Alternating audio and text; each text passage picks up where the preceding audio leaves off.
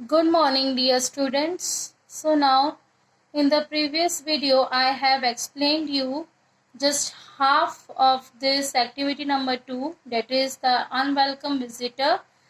And now take out your page number 53. Okay. So today we will continue with our next part. Okay. So on the second or third day, he took me to see the court of Durban. यानी कि इसके बाद क्या होता है कि जो अब्दुल्ला सेठ जो है वो गांधी जी को दूसरे या तीसरे ही दिन वो उनको जो है कोर्ट दिखाने के जो दर्पण का जो कोर्ट था उसको दिखाने के लिए अब्दुल्ला सेठ गांधी जी को ले गए थे. He made me sit next to his lawyer in the court. यानी कि जो अब्दुल्ला सेठ जो था वो गांधी जी को बिल्कुल अपने बगल में ही बिठाया, जहाँ पे लॉयर था ना कोर्ट का, उसके बिल्कुल बाजू में वो बैठे थे. The magistrate kept looking at me. जो मैजिस्ट्रेट यानी जो जज था वहां का, वो काफी मतलब किसको देख रहा था? गांधी जी की तरफ देखता जा रहा था वो. He asked me to take off my turban. यानी जो मैजिस्ट्रेट था उसने पूछा गांधी जी को कि अपना जो टर्बन यानी क्या है? देखिए गांधी जी के ऊपर ये जो टर्बन लगी है ना, यानी पगड़ी, उसको निकालने के लिए मैजिस्ट्रेट ने बोला, यानी जो जज है वहां का, उसने बोला कि अपने टर्बन को निकाल दो, पगड़ी निकालो. तो I refuse to take it off and left the court. और मना किसने किया? मना जो गांधी जी ने मना कर दिया, और मतलब कि टेक ऑफ होने की, पगड़ी निकालने से मना कर दिया, और वो कोर्ट से चले गए. As my luck would have it, there was a battle here as well. और उन्होंने देखा कि जो उनका जो वहाँ पे कई बार जो था वहाँ पे काफी बैटल भी चल रही थी. ठीक है, यानी किसी टॉपिक के पीछे कुछ बात जो थी वो जिसपे लड़ाई चल रही थी. उनका लक देखो, ऐसा कह रहे हैं वो. अब्दुल्ला सेठ did not like that suggestion. और जो अब्दुल्ला सेठ था वो मैजिस्ट्रेट का जो सजेशन था बिल्कुल भी पसंद नहीं आया. किसको नहीं आया? अब्दुल्ला सेठ को पसंद नहीं आया. He said if you make that change now it will be misunderstood. यानी कि अगर अब उसने कुछ भी चेंज किया या फिर कुछ भी हुआ, चेंज किया, तो ये सारा कुछ मिसअंडरस्टूड हो जाएगा, यानी कि दूसरों को भी इससे तकलीफ भी हो सकती है. Those who want to wear the turban of their country will have a hard time. अगर गांधी जी ने उसी वक्त मैजिस्ट्रेट की बात अगर मान लेते तो फिर जो दूसरे लोग जो पगड़ी पहनते हैं, जैसे पंजाबी जो होते हैं, सिख, वो क्या करते हैं? पगड़ी पहनते हैं. तो वहां के जो लोग हैं रहने वाले जो पगड़ी पहनते हैं, उनके लिए भी वो काफी ज्यादा हार्ड टाइम हो जाए, यानी काफी मुश्किल वक्त आ जाएगा उनके ऊपर. So moreover you look elegant with the turban of your country. तो अब्दुल्ला सेठ ने क्या कहा? गांधी जी की तारीफ करी, कहा कि तुम जो हो काफी स्टाइलिश दिखते हो ये जई टर्बन में. अपने कंट्री, अपने देश का जो तुमने पगड़ी पहनी है वो देखकर तुम्हारे ऊपर ये पगड़ी काफी सूट करती है, काफी स्टाइलिश लगते हो. You will look like a waiter if you wear an English cap. यानी कि वो कह रहे हैं अब्दुल्ला सेठ कि अगर तुम उस इंग्लिश की कैप पहन लोगे ना तो फिर तुम एक वेटर की तरह दिखोगे. Those words had worldly wisdom, also patriotism, and to an extent a little conservatism too. यानी कि वो वर्ड्स जो अब्दुल्ला सेठ ने गांधी जी को कहा था, वो वर्ड्स गांधी जी को काफी ज्यादा, उस वर्ड्स में उनको विजडम दिखा. यानी कि विजडम यानी the quality of being wise. ठीक है, काफी समझदारी वाली बात कही, काफी नॉलेज वाली बात कही, और उनको उस बात से सुनकर काफी उनको अच्छा भी लगा, और एक देशभक्ति का लगा, पेट्रोटिज्म, यानी उनको लगा कि बिल्कुल हमारे देश का ही है. देशभक्ति के बारे में सोचा, और उन्होंने जो जिस तरीके से उन्होंने ये कंजर्वेटिज्म, मतलब कि जिस तरीके से उन्होंने ये चेंज लेकर आए, जो एकदम सडन जो चेंज लेकर आए, ठीक है, अपने एक बर्ताव में, एक बिहेवियर में जो चेंज लेकर आए, वो चेंज भी गांधी जी को काफी प्रभावित लगा, काफी अच्छा लगा. I wrote a letter to a newspaper about the incident in defense of me and the turban. और ये बात जो थी गांधी जी को काफ़ी ज़्यादा ही मतलब पिंच कर गई थी, और इस वजह से गांधी जी ने एक लेटर लिखा था न्यूज़पेपर में, एक आर्टिकल लिखा, ताकि इस इंसिडेंट के बारे में आर्टिकल लिखा, और उन्होंने डिफेंस मतलब अपने खुद को बचाव के लिए और टर्बन के लिए बचाव के लिए उन्होंने एक न्यूज़पेपर में आर्टिकल या फिर एक लेटर लिखा। My turban was extensively discussed in the newspaper, और उनका जो टर्बन की जो बातें थी, जो पगड़ी के बारे में काफ़ी दिनों तक पेपर में न्यूज़पेपर में आर्टिकल बनकर छपने लगे, काफ़ी डिस्कस होने लगे, यानी धीरे धीरे उस बात को काफ़ी ऊपर तक ले जाने लगे लोग। I hit the headlines as unwelcome visitor, और इस तरीके से इस वजह से गांधी जी का जो नाम क्या दे दिया था उन्होंने, अनवेलकम विजिटर। ठीक है, अनवेलकम मतलब one who is not invited. ठीक है, और ये जो दिन तो ये जो वक्त तो जो ये जो पब्लिसिटी उनको करीब बहुत जल्दी भी मिल गई थी, और इस वजह से वो काफ़ी ज़्यादा पॉपुलर हो गए थे। तो काफ़ी within 3 to 4 days without any effort I got publicity in South Africa, यानी कि उनको कुछ करना भी नहीं पड़ा, और बिना एफर्ट, बिना मेहनत के उनको 3-4 दिन के अंदर अंदर काफ़ी ज़्यादा पब्लिसिटी मिली और काफ़ी ज़्यादा पॉपुलर हो गए वो। कहाँ पे? साउथ अफ्रीका में। ठीक है, some took my side, some severely criticized me for my rudeness, यानी कि कुछ लोगों ने उनका साथ दिया तो कुछ लोगों ने उनको काफ़ी ज़्यादा क्रिटिसाइज मतलब काफ़ी ज़्यादा पीठ पीछे उनकी बुराई करी। ठीक है, और उनके रूडनेस जो बिहेवियर था उनके काफ़ी ज़्यादा लोगों को पसंद नहीं आया, तो कुछ लोगों ने गांधी जी का साइड लिया। ठीक है, but my turban survived almost till the and, यानी कि उनका जो टर्बन था वो लास्ट में आखिरकार जीत गए, और आखिर तक उनका जो टर्बन था वो सरवाइव करता रहा। ठीक है, समझ में आया? तो ये थी एक छोटी सी story about the unwelcome visitor, कि कैसे गांधी जी जो है वो बहुत ही जल्दबाजी में ही 3-4 दिन के अंदर ही काफ़ी ज़्यादा पॉपुलर और पब्लिसिटी मिल गई। इसलिए इस चैप्टर का इसलिए लोगों ने उनका नाम क्या रख दिया था? Unwelcome visitor. समझ में आया आपको? ठीक है, so now take out next page, that is page number 54। Now see in page number 54 activity number 3 matching, match A with B. ये मैचिंग नहीं है, ये है मीनिंग्स। क्या है ये मीनिंग्स है। जो आपका होमवर्क रहेगा ये आपको नोटबुक में लिखना है। कहाँ लिखना है? मीनिंग्स आपको नोटबुक में लिखना है। जैसे तो इसका मीनिंग आएगा a landing place built along a coast line. जो मैंने आपको कहा था कि एक ऐसी लैंडिंग जगह है जहाँ पे शिप्स जो थे वो अपना सामान कहाँ रखते हैं? एक कोस्ट लाइन होती है। ठीक है, वहाँ पे वो अपना जो शिप वहाँ पे रुकती है। ठीक है, लैंडिंग मतलब वहीं पर ही रुकती है, उस जगह ही रुकती है।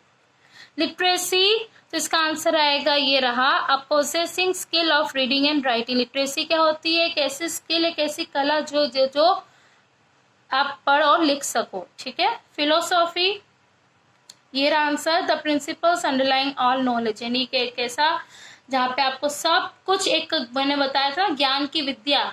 ठीक है, जहाँ पे आप सबको नॉलेज मिलती है। ठीक है, that is the philosophy. Magistrate, जो मैंने आपको कहा था जज होता है। ठीक है, जो कोर्ट में फैसले करता है, सबको जस्टिस देता है, डेट इज द मैजिस्ट्रेट। इसका मीनिंग आएगा a law ranking judicial officer. ठीक है, कॉन्फ्लिक्ट, यानी कुछ अनबन हो जाती है, कुछ लड़ाई हो जाती है, तो इसका आंसर आएगा 5th का इनर स्ट्रगल। एलिगेंट का आंसर है ग्रेसफुल इन अपीयरेंस, काफी ज्यादा स्टाइलिश। पेट्रियोटिज्म यानी देशभक्ति, तो the love for one's own country. Conservatism, तो इसका 8 का आंसर आएगा the tendency to preserve old customs. Okay, last emancipate, तो इसका आंसर आएगा set free especially from legal, social और पॉलिटिकल रिस्ट्रिक्शंस। तो ये था आपका एक्टिविटी नंबर 3। नेक्स्ट जो है आपको एक्टिविटी 4 में क्वेश्चन आंसर्स दिए हैं जो मैं आपको बाद में लिखवाऊंगी, ठीक है। Now take out page number 55। तो देखिए पेज नंबर 55 में ये कुछ ऊपर क्वेश्चन आंसर्स है जो मैं आपको बाद में लिखाऊंगी। अब एक चीज है जो फोर्थ में आपको टिक द करेक्ट ऑप्शन दिया है, ये जो फर्स्ट है ये क्वेश्चन है, ठीक है। Gandhi ji left the court because, Gandhi ji court छोड़कर क्यों चले गए थे? तो क्या उनको फेल डिस्ग्रेस इन रिमूविंग स्टर्बन, क्या उनको काफी ज्यादा अच्छा नहीं लग रहा था कि वो टर्बन मतलब जो पगड़ी थी वो उतारे, रिमूव करे, हटाए उसको, या फिर काफी एम्बेरसिंग फील कर रहे थे पब्लिक में, या फिर उन्होंने मना कर दिया था पगड़ी उतारने से। And it would be a sign of tolerating disrespect for his custom, यानी कि और इससे क्या शो हो रहा था और कि वो अपने कल्चर जो कस्टम है, जो वैल्यूज है, जो ट्रेडिशंस है, उसको वो डिसरिस्पेक्ट नहीं करना चाहते थे। तो इसका करेक्ट आंसर आएगा सी, ठीक है। थर्ड आंसर, थर्ड जो है इसका करेक्ट आंसर, तो यहाँ पे आप टिक कर लीजिएगा, ठीक है। तो ये है एमसीक्यू और ये क्वेश्चन मैं आपको बाद में लिखवाऊंगी, ठीक है। क्वेश्चन आंसर्स बाद में लिखवाऊंगी जो आप अपनी इंग्लिश के नोटबुक में लिख लेना बाद में, ठीक है। Now take out page number 56। Page number 56, activity number 5। How well do you know about Mahatma Gandhi? Write 10 interesting facts, यानी कि आपको कुछ 10 ऐसी बातें इंटरेस्टिंग फैक्ट्स लिखने हैं अबाउट गांधी जी लाइफ के बारे में लिखना है, ठीक है। तो ये आप इंफॉर्मेशन कलेक्ट कर सकते हो इंटरनेट या लाइब्रेरी जाके, ठीक है। तो ये आपका होमवर्क रहेगा, ये आपको इंग्लिश के नोटबुक में लिखना है, ठीक है। नेक्स्ट एक्टिविटी है that is activity number 6। Filling the blanks है और ये आपको फिलअप करना है। तो his LIT dash level was low, he was very wise. भले इसकी जो लिटरेसी, जो पढ़ाई, जो एजुकेशन लेवल लो है, बट वो काफी ज्यादा वाइज यानी समझदार है। तो यहाँ पे आधा ही वर्ड दिया, इसको हमें वर्ड्स को स्पेलिंग कंप्लीट करनी है। तो क्या आएगा? LIT मीन्स क्या लेवल लो है? लिटरेसी लेवल लो है, ठीक है। इसलिए इसका स्पेलिंग आएगा ERACY, लिटरेसी। LIT तो ऑलरेडी दिया हुआ ही है, आपको पीछे इसका वर्ड्स का स्पेलिंग को कंप्लीट करना है, ठीक है। तो ERACY। Next pat, PAT, pat dash like Sardar and Gandhi ji are not born every day, यानी कि कुछ ऐसे पेट्रोइड्स आएगा, यानी जो देशभक्ति के लोग जो है, सरदार किस तरह का? सरदार और गांधी जी की तरह जो कभी भी रोज बार बार जन्म नहीं लेते, ठीक है। तो आंसर आएगा पेट्रॉइड्स, RIOTS। Next on the second day ही, और ब्रैकेट में दिया है टू गो, तो टू गो का हम पास्ट टेंस कर देंगे, डेट इज वेंट हो जाएगा, ठीक है। तो he went to see the court of Durban. Next है कौन गया था? गांधी जी, ठीक है। Fourth, we must never dash any injustice but we must always show dash for others believes. तो ब्रैकेट में दिया है टू टॉलरेट, यानी हमें कभी भी कोई भी इनजस्टिस को टॉलरेट नहीं करना चाहिए, बर्दाश्त नहीं करना चाहिए, और हमें हमेशा हमारी बिलीव्स के ऊपर भरोसा रखना है, ठीक है। तो टॉलरेट आएगा और यहाँ पे आएगा टॉलरेंस, TOLERANCE, ठीक है। समझ में आया? Next now take out page number 57, activity number 7। Activity number 7 में आपको ये एक पजल की तरह दिया हुआ है, क्रॉसवर्ड की तरह है, तो जो आपको फाइंड करना है, ठीक है। नीचे यहाँ पे दिया है a place for ship to dock, यानी कि प्लेस जहाँ पे शिप जो है अपने सामान रखता है, तो उसको क्या कहते हैं? क्यों। तो ये कहाँ है कि ये रहा QUAY, तो उसको अच्छे से आपको सर्कल करना है, ठीक है। नेक्स्ट क्या है?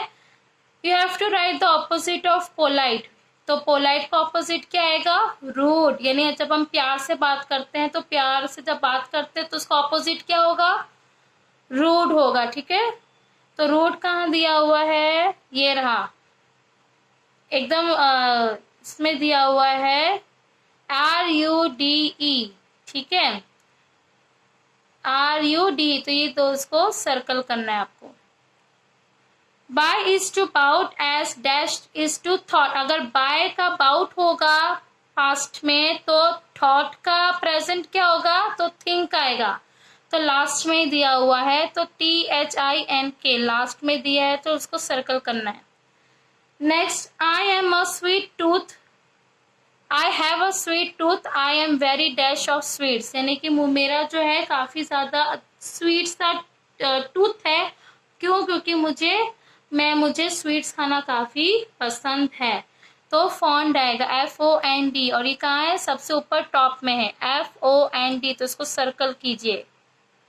Last but not the least, to begin का क्या हो जाएगा? टू बिगिन का मीनिंग होगा टू स्टार्ट। तो स्टार्ट कहाँ है? स्टार्ट ये रहा START। तो इस तरीके से आपको इसको सर्कल करना है, ठीक है। Next, activity number 8। तो इसमें आपको make sentences of your own, यहाँ पे आपको सेंटेंसेस बनाने खुद से, and first as an adverb then as adjective. पहले आपको एडवर्ब की तरह बनाना है, उसके बाद एडजेक्टिव। यहाँ पे एग्जाम्पल दिया है early as an adverb, we must make it habit to get up early in the morning, यानी कि हमें एक हैबिट होनी चाहिए ताकि हम रोज सुबह जल्दी उठ सके। As an adjective, the early bird catches the worm, यानी कि जो काफी जो बर्ड्स ऐसी है जो जब स्टार्टिंग में जब वो एक एग से बाहर निकलती है तो उसको कहते हैं अर्ली बर्ड, जो क्या कैच करती है, क्या खाती है? वर्म, अर्थ वर्म्स को खाती है, ठीक है। तो इसमें डिफरेंस है अर्ली और अर्ली का, ठीक है। सो एडवर्ब तो आपको पता ही है कि एडवर्ब क्या होता है। एडवर्ब जो क्या करता है? That adds the meaning to the verb, और जिसमें हम क्या लगाते हैं? LY लगाते हैं। वो तो आपको पता ही है, एडवर्ब में LY लगता है, ठीक है। एडजेक्टिव क्या होता है? डेट क्वालिफाइज द नाउन, यानी नाउन को क्वालिफाई करता है, डिस्क्राइब करता है as a noun, that is an adjective, okay. जिसकी क्वालिटी दर्शाता हो, नाउन की क्वालिटी दर्शाता हो। जैसे यहाँ पे बर्ड्स है, तो बर्ड्स तो है, उसकी क्वालिटी क्या बताइए? अर्ली, तो ये क्या हो गया? एडजेक्टिव। समझ में आया आपको? ठीक है। तो आपको मैं एडवर्ब और एडजेक्टिव का मैं डिटेल में आपको पढ़ाऊंगी जब मैं ग्रामर करवाऊंगी, ठीक है। अब हम आगे चलते हैं। डेट इज यहाँ पे आपको दिया है, फर्स्ट दिया हुआ है इमेंस। तो ये इमेंस का मतलब क्या होता है? इमेंस का मतलब होता है लार्ज या एनॉर्मस, ठीक है। तो उसका पहले आपको एडवर्ब बनाना है, तो एडवर्ब में क्या हो जाएगा? LY लग जाएगा, ठीक है। तो इसका हमें सेंटेंस खुद से ही बनाना है। तो जैसे मैंने बनाया है, वी इंजॉयड आवरसेल्व्स इमेंसली, मतलब मैं काफी जोरों से और अच्छे से इंजॉय कर रहा था, ठीक है। ऐसे अभी एडजेक्टिव की तरह क्या बनाओगे आप? तो इसका थोड़ा मीनिंग चेंज हो जाएगा, तो होगा टू माई इमेंस रिलीफ, यानी मेरे को काफी ज्यादा रिलीफ मिला, that he didn't notice my mistake, यानी कि उसने मेरी मिस्टेक को नोटिस नहीं किया, ठीक है। Next, check out page number 58।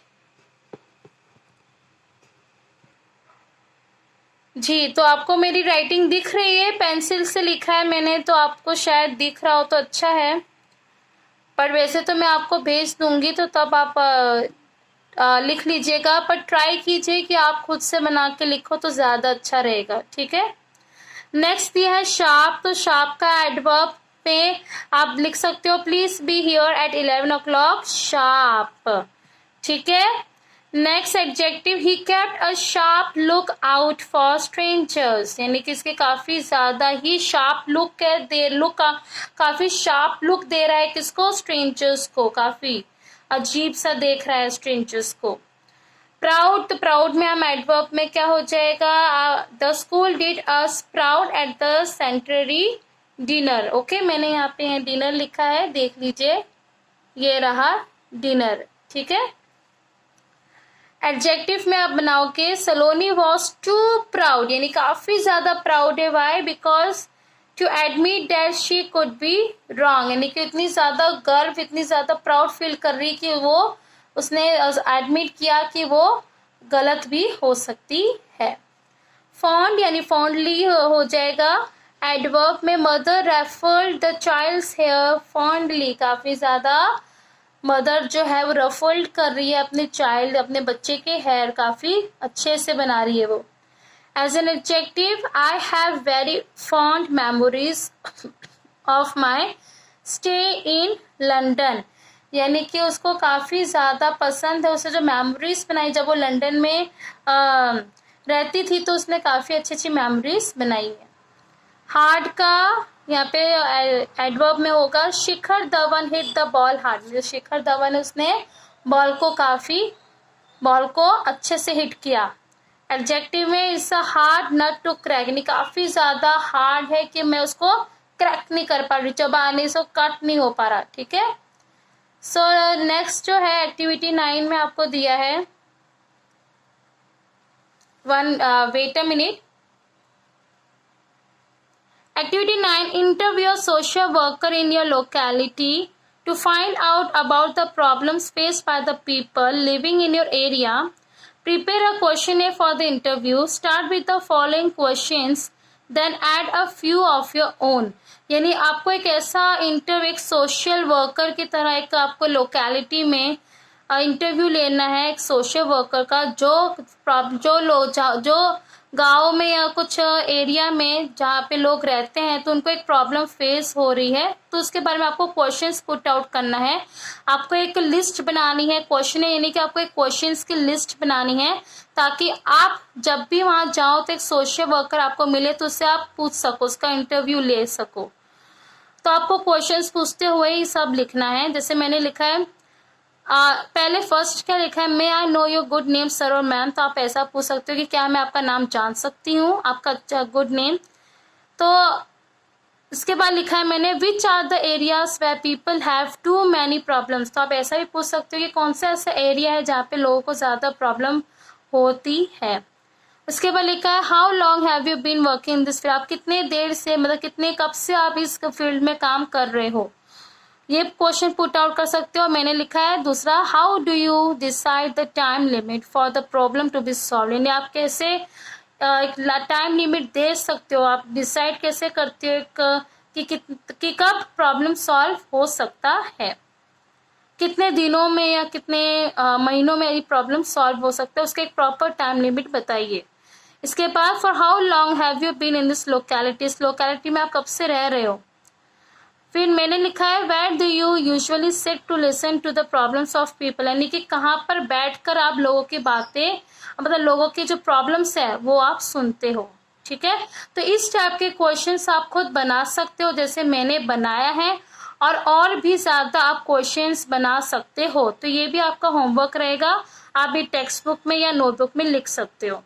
Last activity 10 में write about the experience you had when you visited a place you had never been to before, यानी आपको इस टाइप का एक एक्सपीरियंस लिखना है जिस जगह पे आज तक आप कभी पहले नहीं गए हो, उस जगह के बारे में आपको एक छोटा सा एक प्यारा सा एक्सपीरियंस लिखना है। आप ये एक्सपीरियंस अपने वर्ड्स में बना के भी लिख सकते हो। तो ये आपका होमवर्क है, आपको इंग्लिश के नोटबुक में ही लिखना है, ठीक है। अच्छा होगा कि आप ये ट्राई करोगे लिखने का, तो ठीक है।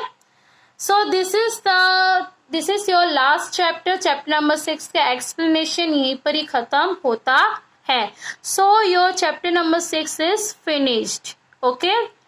और बाकी के जो हार्ड वर्ड्स है वो मैं आपको मंडे को दूंगी और क्वेश्चन आंसर्स ट्यूसडे को, ठीक है। टिल देन इस चैप्टर को अच्छे से पढ़िए समझिए, ठीक है। Okay bye, good night, okay bye, take care and have a nice day.